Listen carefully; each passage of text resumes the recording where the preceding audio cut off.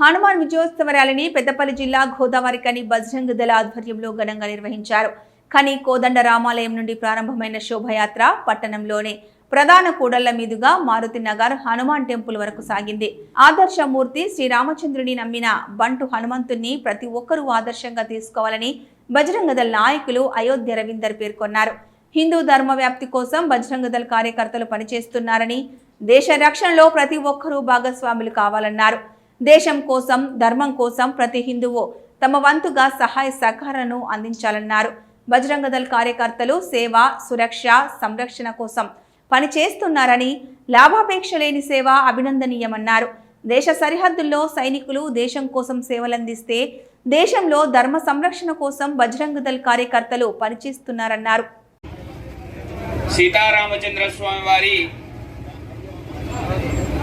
నమ్మిన బంటైనటువంటి ఆంజనేయ స్వామి వారి విజయోత్సవాలలో భాగంగా ఈరోజు మన కోదండ రామాలయం నుంచి ఆ రామచంద్ర స్వామి వారి, ఆంజనేయ స్వామి వారి విగ్రహములతో మన దేవాలయం నుండి మారుతి నగర్ ఆంజనేయ స్వామి వారి దేవాలయం వరకు శోభాయాత్రగా ప్రారంభం చేసుకుంటున్నాం. ఆదర్శం అంటే ఆ రామచంద్రుడు, ఆదర్శ ప్రాయుడంటేనే ఆ రామచంద్రుడు. కాబట్టి వారి గుణాలను, గణాలను మనమందరం కూడా మన ఒంటిలో నింపుకొని వారి స్ఫూర్తిని మనం కూడా నింపుకొని ఆ స్వామివారి అనుగ్రహం పొంది, శ్రీ సీతారామచంద్ర స్వామి పరిపూర్ణ అనుగ్రహం పొంది ఆంజనేయ స్వామి వారి అంతటి జ్ఞానము పొందాలని మనస్ఫూర్తిగా కోరుకుంటూ ఈ ఉత్సవాన్ని ప్రారంభం చేసుకుందాం. జై శ్రీరాజు.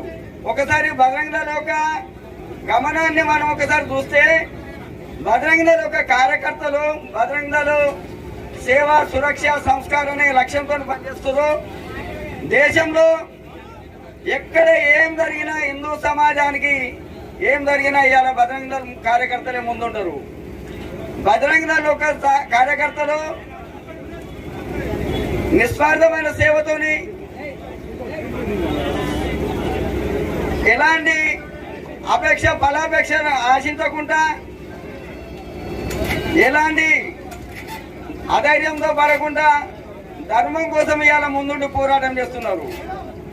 బార్డర్లో సైనికులు అయితే దేశం కోసం ఎలా పోరాటం చేస్తున్నారో ఇవాళ దేశ రక్షణ విషయంలో, ధర్మ రక్షణ విషయంలో బజరంగ్ దళ కార్యకర్తలు కూడా పోరాటం చేస్తున్నారు. గోవులను రక్షించడంలో కానీ, లవ్ జిహాద్ పేరిట